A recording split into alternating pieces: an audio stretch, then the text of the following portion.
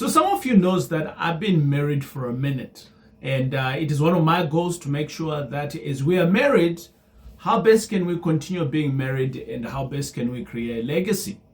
In today's video, my good friends, I am going to jump on to married couples today. And some of you who are not married, don't check out because this information, I'm going to call it a masterclass. And I'm going to call it a blueprint masterclass for those that are married. So you're looking into getting married, stay plugged in. If you are married, stay plugged in. You've been married 5 years, 10 years, 20 years. You got to be plugged in this information. Take a whole lot of notes, and then thereafter also, let's try to implement this. And I was reading a couple of articles in South Africa, and it says in the last 5 to 10 years, close to a half of South Africans, that's just about 40 to 50%, if we could put it in percentages, have involved.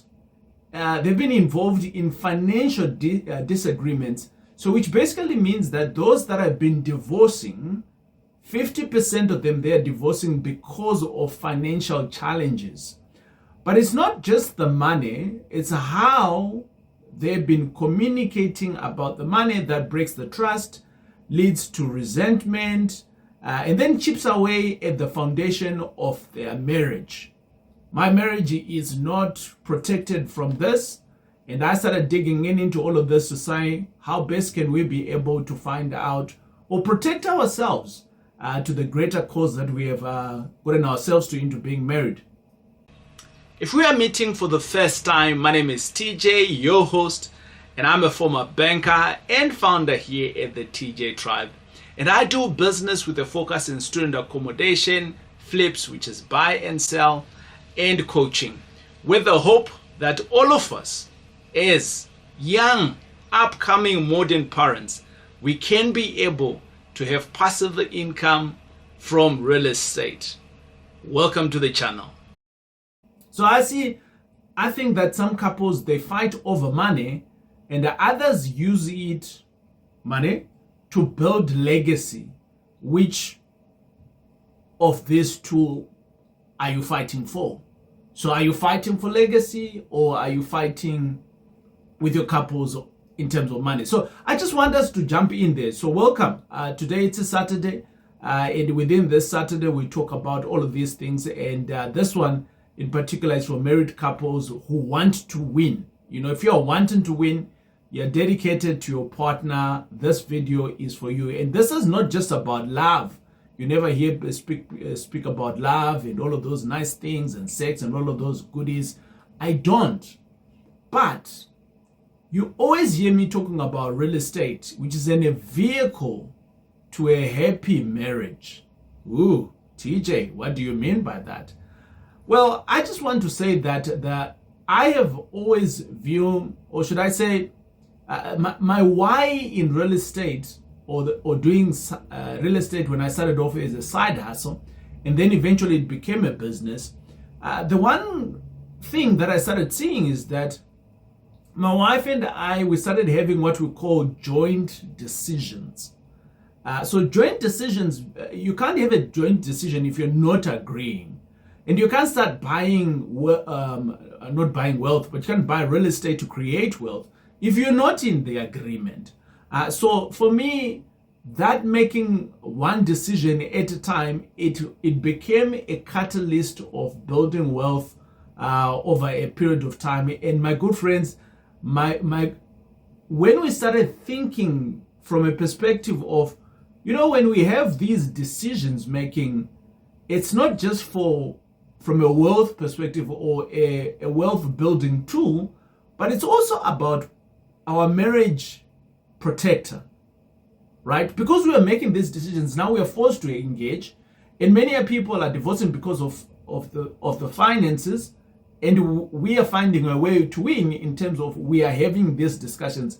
But above that, I think for the longest time ever, my wife and I, we've been learning on how to do it together. I'm going to say that again. My name is TJ. I'm just trying to help.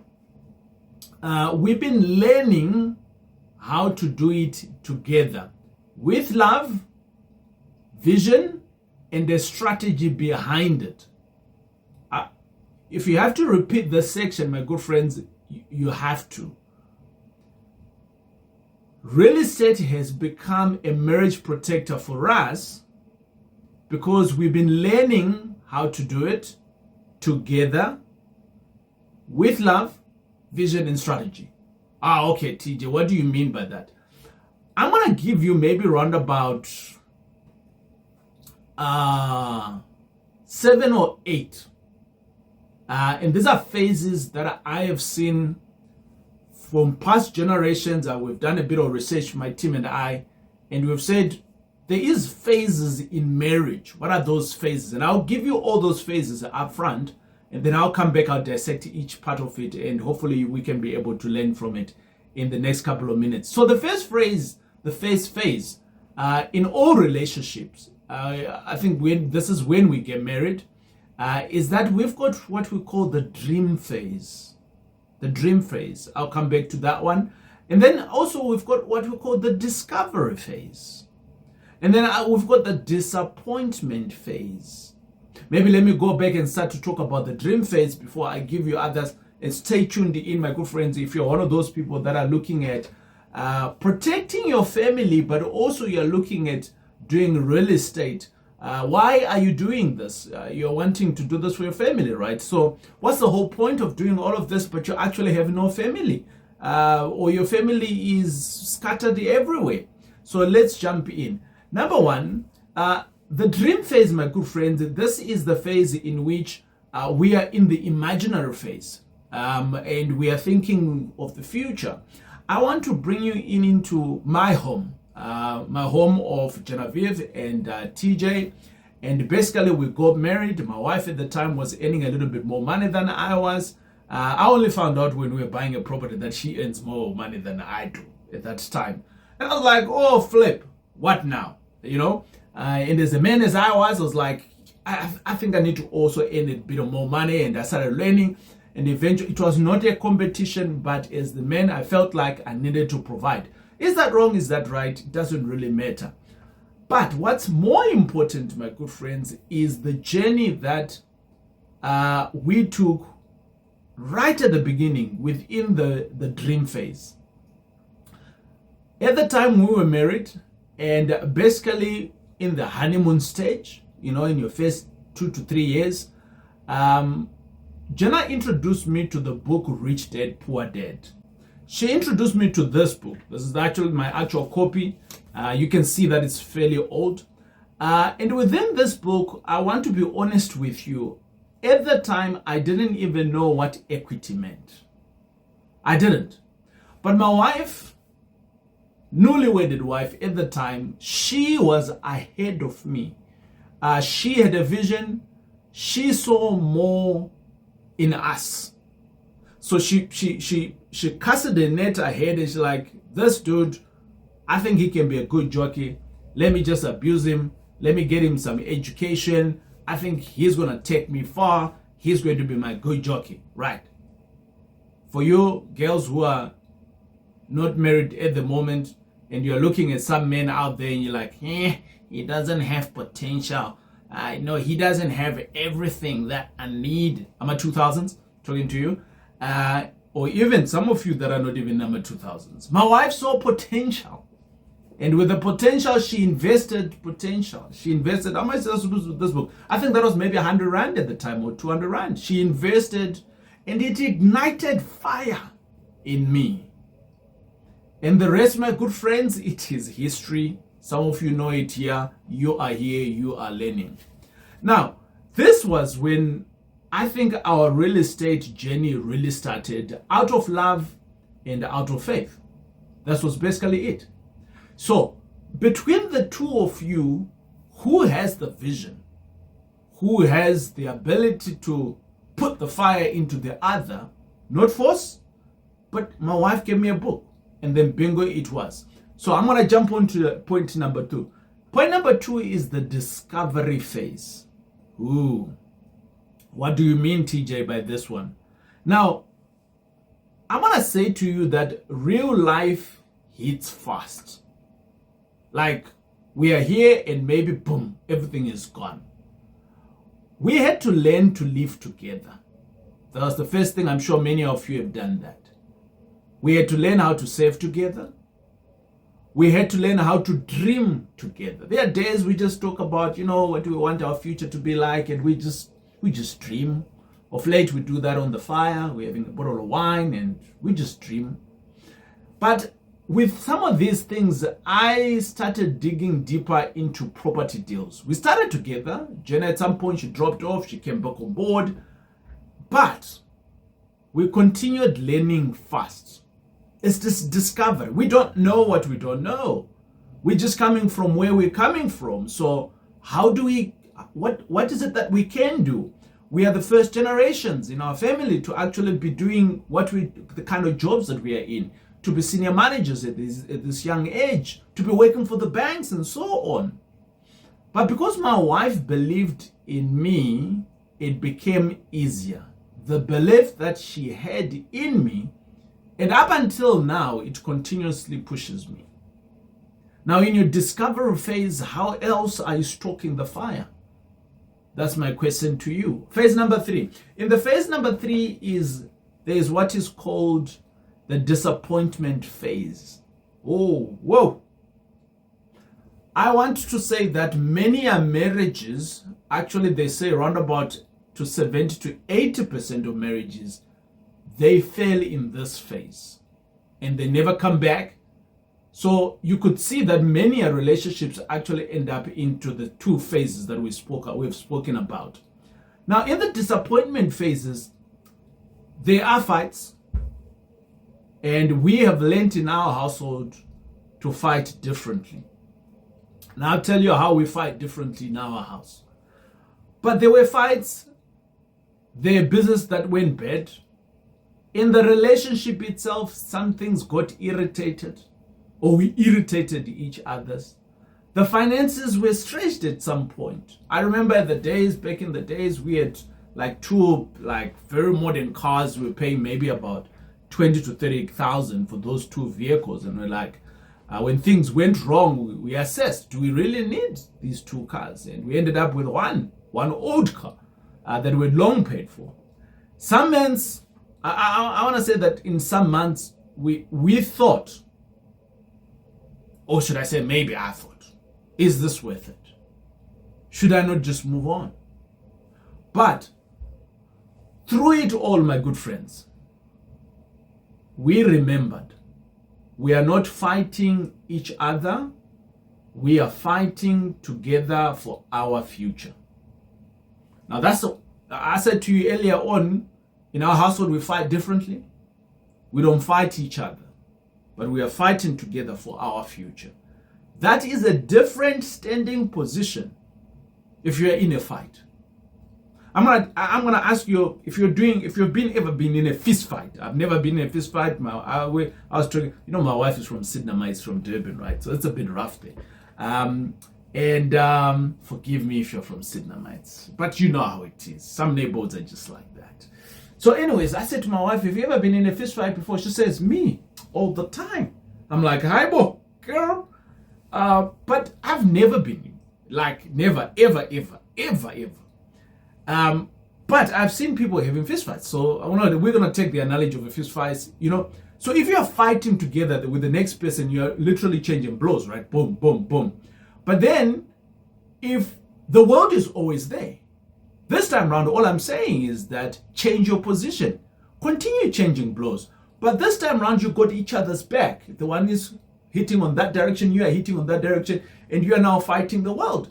And basically, that's where growth comes in. Does this make sense, my good friends? I hope I am adding some value to you. My name is TJ. I am trying to help. Phase number 3, or should I say the next phase? I don't know what number I made now. But basically the next phase. The next phase for me is what I call the rebuild phase. Because you've been fighting with each other. You're fighting the world. And you are bruised and all of those things. And now you're thinking, what now? And my good friends, the what now is how best do you rebuild? Now we started working smart in the in the Jack's household. We had boundaries. We had saving plans. They failed many a times. Many times. Yeah. Just the reality of life. right? We knew our roles, but I think that was the most if I look at my relationship with Gena, I think we've been amazing at defining our roles, even when it's unspoken, right? Who's doing what, or who's great at doing what.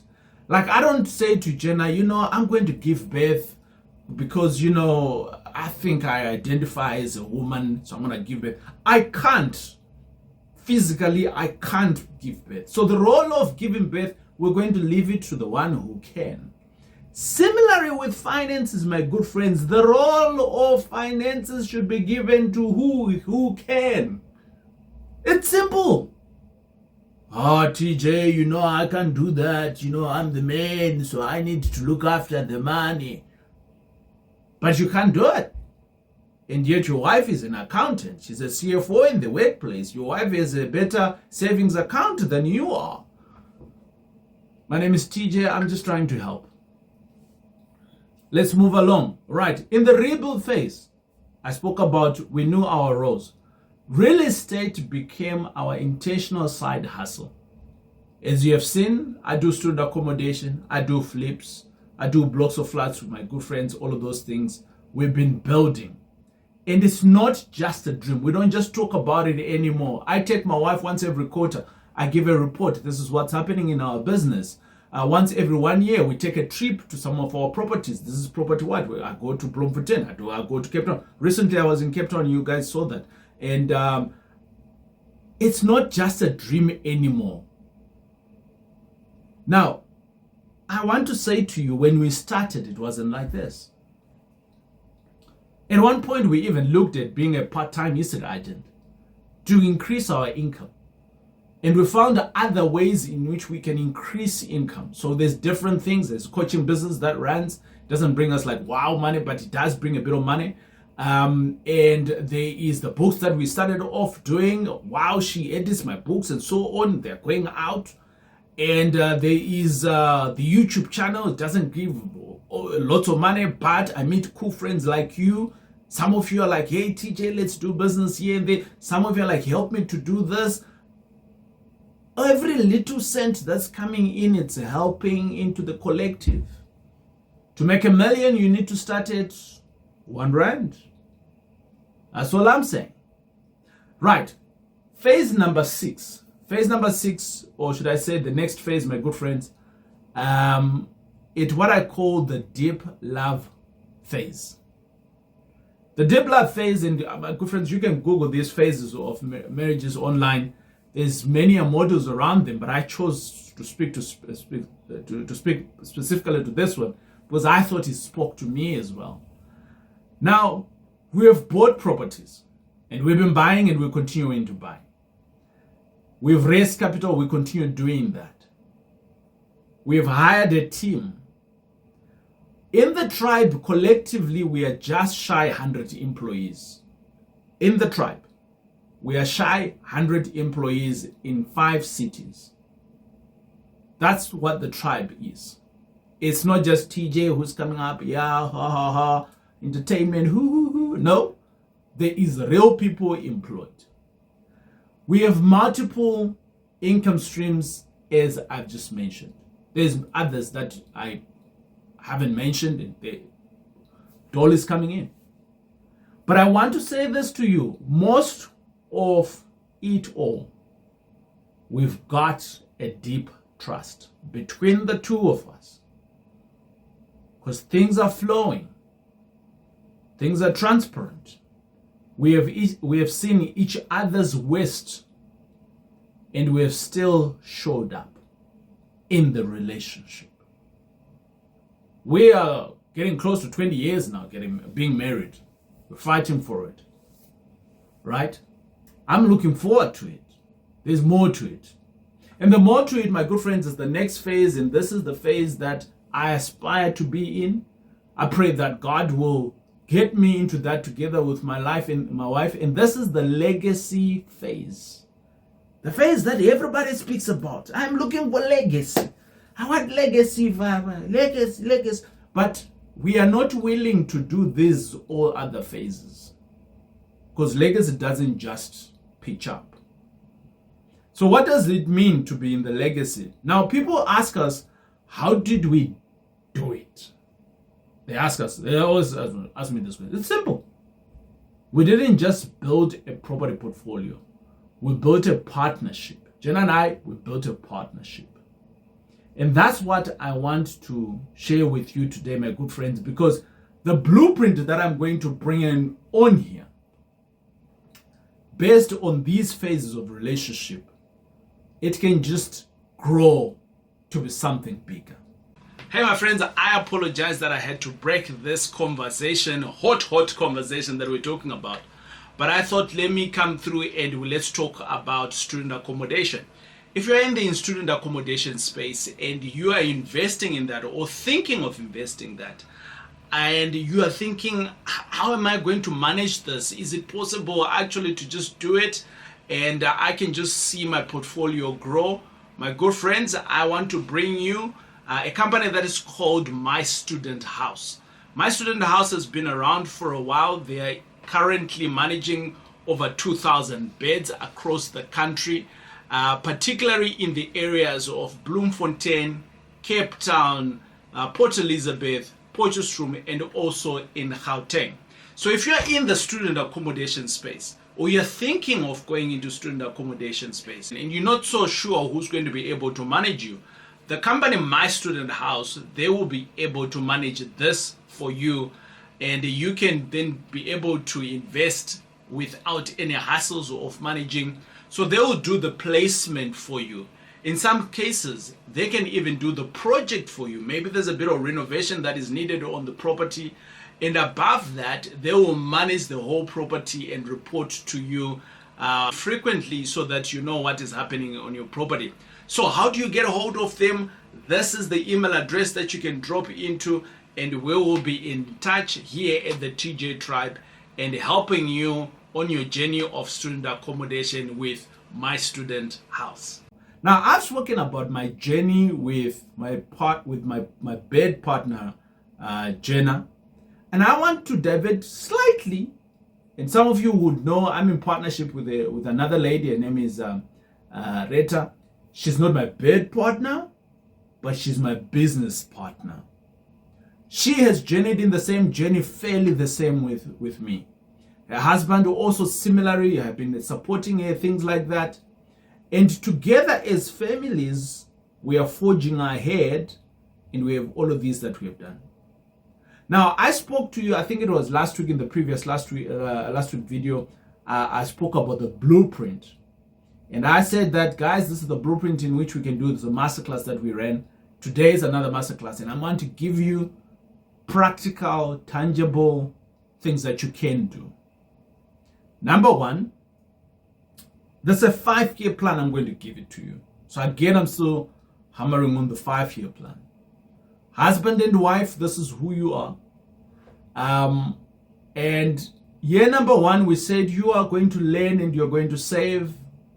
And if you really are cash-strapped, you're going to get licensed. Licensed to what? Maybe to become an estate agent. But I want to introduce a different concept today.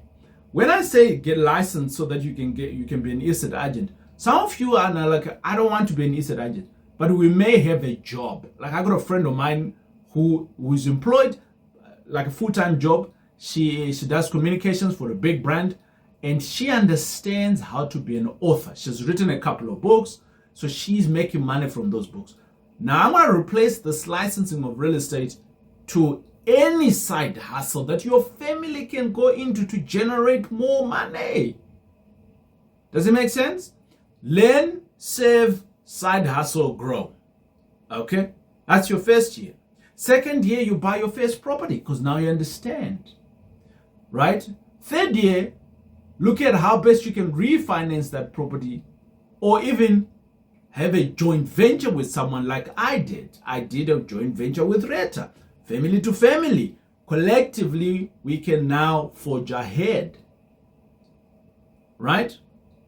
In your first year, second, third, fourth year, now your side hustle is beginning to grow, and maybe you can now jump in. You're now on property number 3, number 4, and you're all just doing one property a year. Year number 5, you have all this other equity and you've been topping up, and now you can be able to use that equity again to snowball your growth. And now you're not just buying one property a year, you're potentially maybe buying 2 or you're buying 4. My good friends, within this year alone, I think I've probably closed about 4 to 5 deals with this year alone. Close to around about 300 students with this year alone. But it didn't start like this. My name is TJ. I'm trying to help you. If you're married and you are wanting to win, this is for you. If you know of another friends of yours that are married, you need to forward this to them. We're just helping each other here. That's what there is to it. The big picture to why we are doing all of this is that property is not just about bricks and return on investments. It's great if it's giving us a great return on investment. But it's also a commitment and a tool to a vision. So it's a vision tool. I call it a vision tool. So it can be a vision tool. It can also be a generational decision. Commitment tool. So you're committed. This is what we're going to do together as a family. A vision tool. We are seeing this. We are now buying bricks and mortar. We started at a 2-bed, 1-bath. We're now at a house. We are now at a block of flats. You are seeing the vision come to life. You can touch it. You can feel it. But above that, it's generational. Great generational decision. I call it the GGC. Great generational decisions. Because what you are building today, you can leave it for the next generation and the next generation. And then people whom you might not even meet, they will remember you to say, grandfather, so and so did this. Granny, so and so, she had real estate asset. Because the asset will still be there. Your name will still be there. I say to you guys, when you're starting with this, do you trust? The trust will surpass you. Today, we still remember people like John Cecil Rhodes because their trusts are there.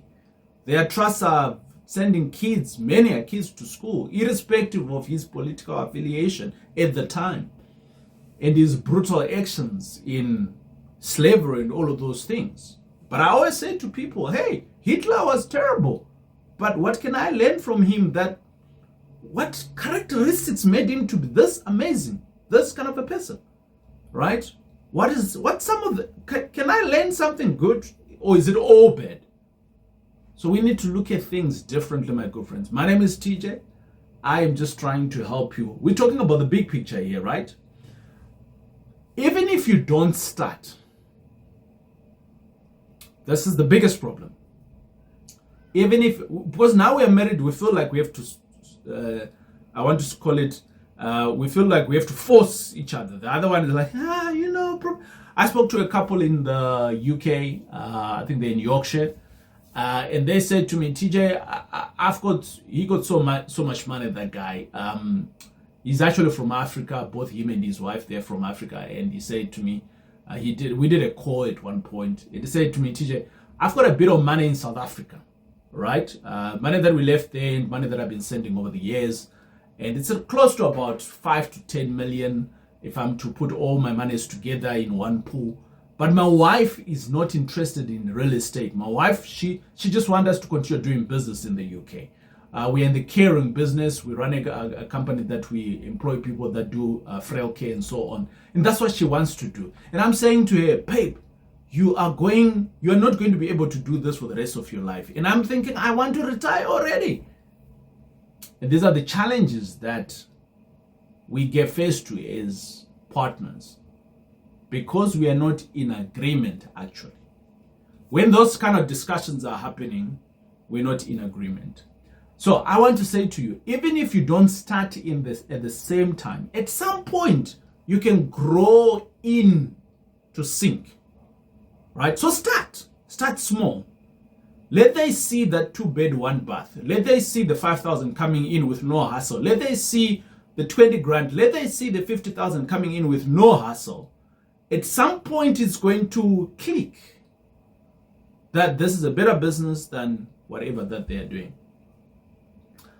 My good friend Amos, He was talking to me the other day, and he says to me, TJ, can two walk together unless they agreed? I was like, whew, this is dead. Amos was back. Some of you might know Amos. Back in the day, Amos was a shepherd, and he was a fig tree farmer from the town that's called Tekoa. I hope I'm pronouncing it correctly. There in Judea, that's in the southern kingdom. And when he was talking to me about this and saying, "Can two walk together?" a lot of things came into my head. And the closing statement there is, unless they agree. Unless they agree. As I land the plane, my good friends, can you and your bae walk together unless you agree? When your goals align, your journey becomes lighter. When your goals align, your journey becomes lighter. Your legacy becomes louder. Oh. Yeah. Woo. I just wanted to say that that just hit me differently. I don't think you understand the impact, the opportunity that we have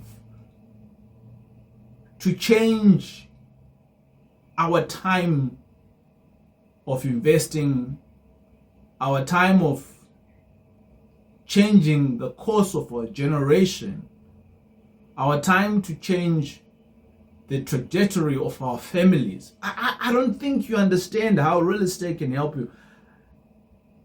Like, I think today I'm just going to pray for you all, guys. I'm just going to pray for you. Lord, help every person who's listening in here to just see better, to open up their eyes, especially if they're married. And even if you're not married, I'm going to pray for you. Even if you don't have kids and you're just looking at adulting, you real estate, my good friends, I'm going to say that again because that's gold. We look for legacy. We're not comfortable in doing the work.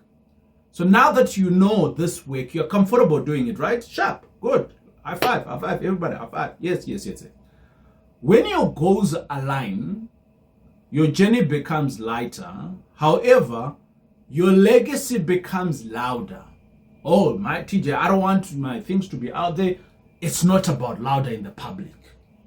It's about louder in your bank account. It's about louder in your family. It's about louder creating assets for yourself. It's about louder just being who God has called you to be, which is to possess, which is to create.